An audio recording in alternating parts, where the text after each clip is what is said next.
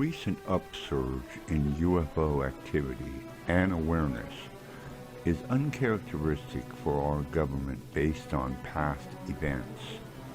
However, there are a great many examples of very credible people reporting unexplained objects in the skies above us all. Here, we would like to share some rare vintage reports culled from archival media repositories.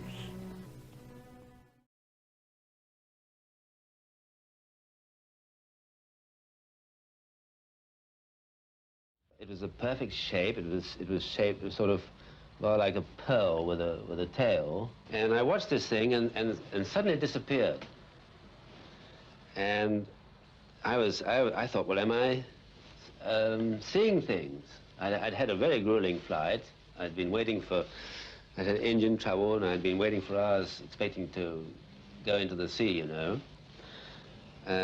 However, suddenly this thing reappeared, coming towards me, and I thought, well, I'm not going to let it go this time, and I kept my look fixed on it, and it was approaching fairly fast, and then suddenly, gradually rather, it began to thin out, and it vanished in front of me, and before my eyes. It became a sort of ghost. I could see the water, the waves of the sea through it for one instant, and then it vanished.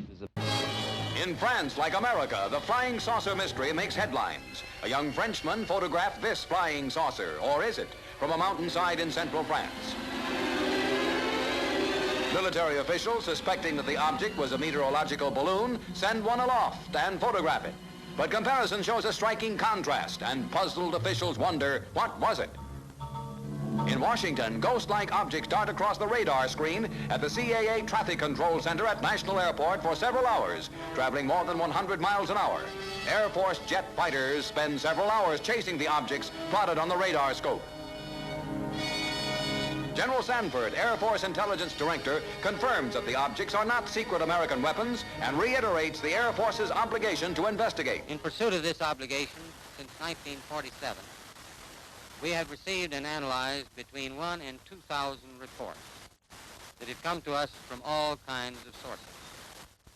Of this great mass of reports, we have been able adequately to explain the great bulk of them, explain them to our own satisfaction.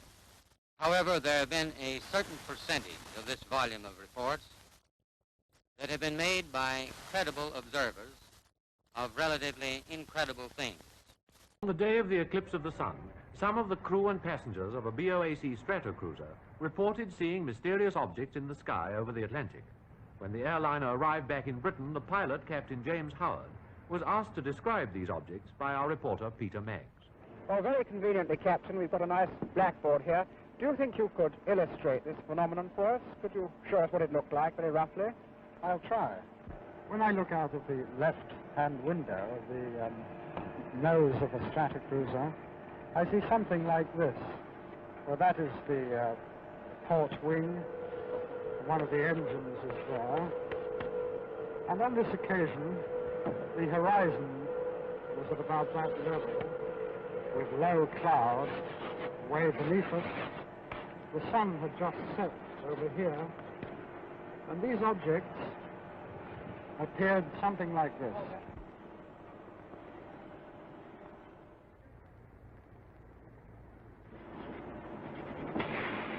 A large object appeared at times to be something like that, with the smaller objects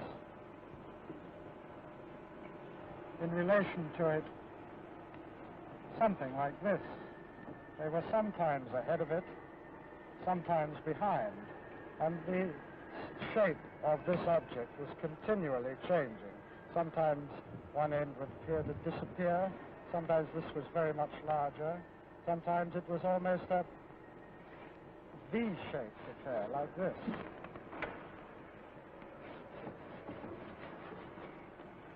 It was always black in silhouette, and always quite a clear edge to it.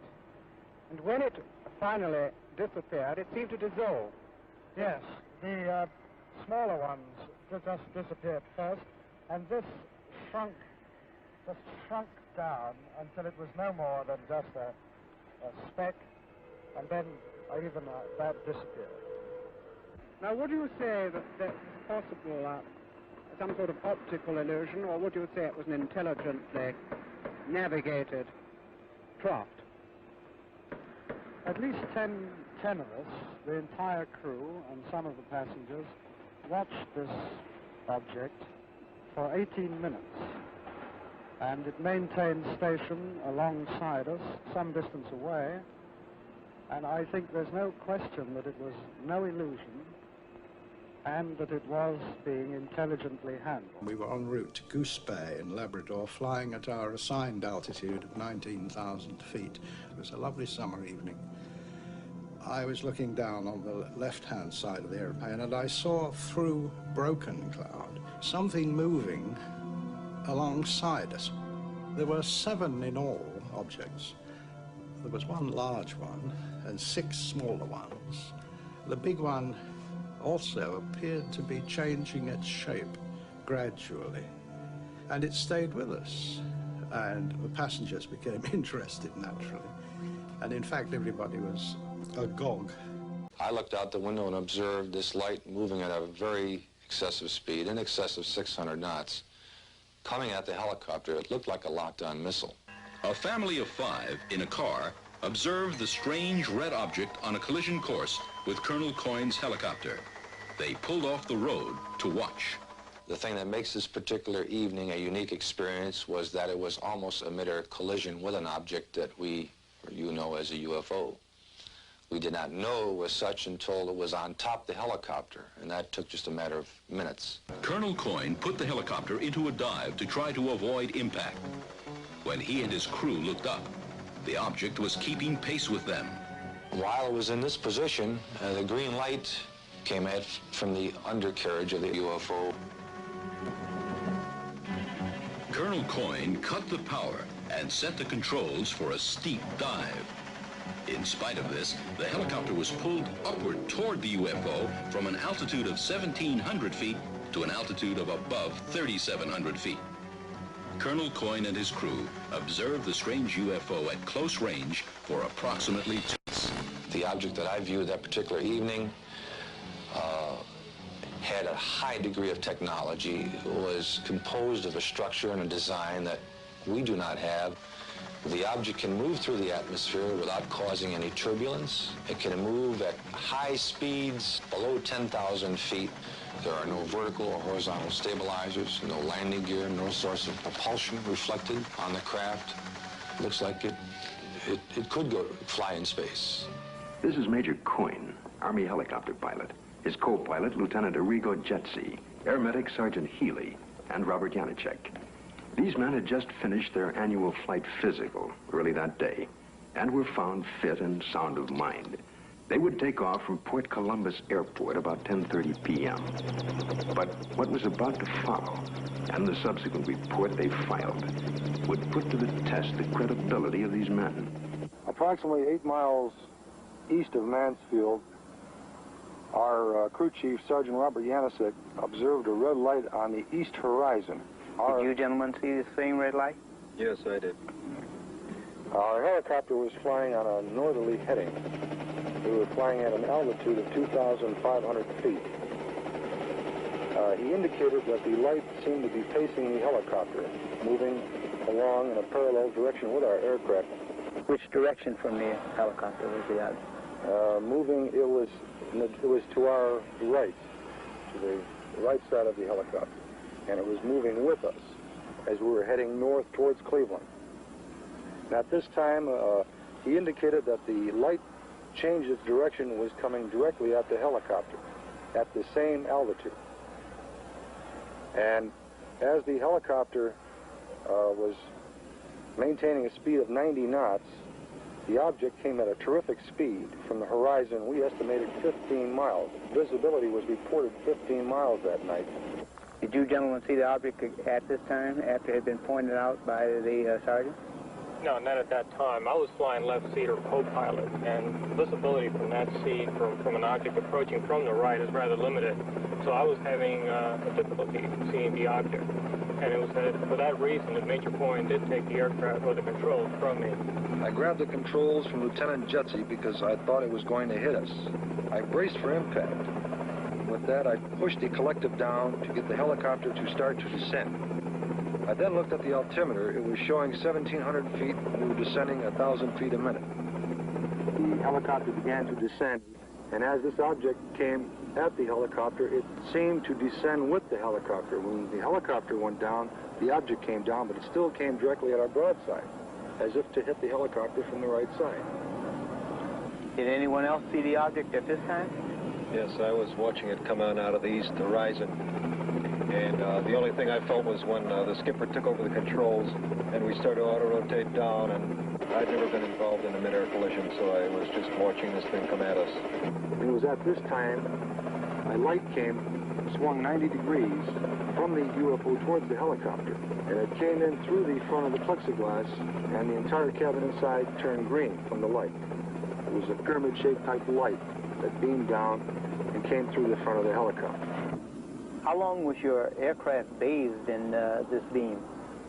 The light that came into the cockpit apparently lasted only for a few seconds, but it was enough time that I observed the red instrument panel lights utilized for night flying to be absorbed by the green light. Was it possible for you to determine the outline of this object against the star background? Yes, sir. It was a cigar-shaped object, like a symmetrical airfoil with the dome on it. It was a solid object. It was a metallic structure to it. And you could see lights reflecting off the structure, and you could not see any of the stars or behind the object itself.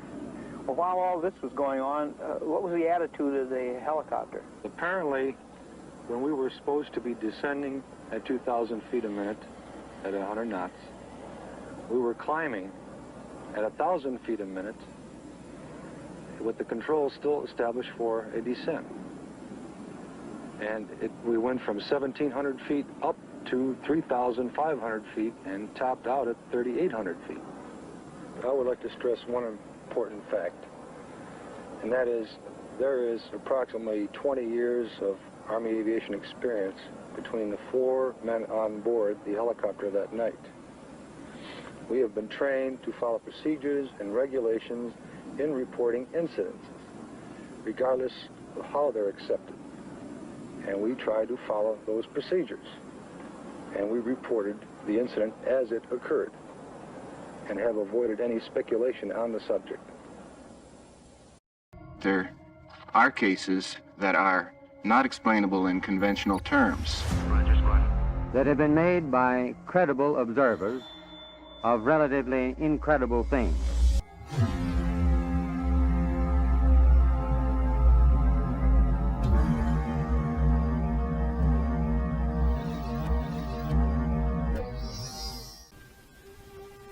Two very important questions to consider.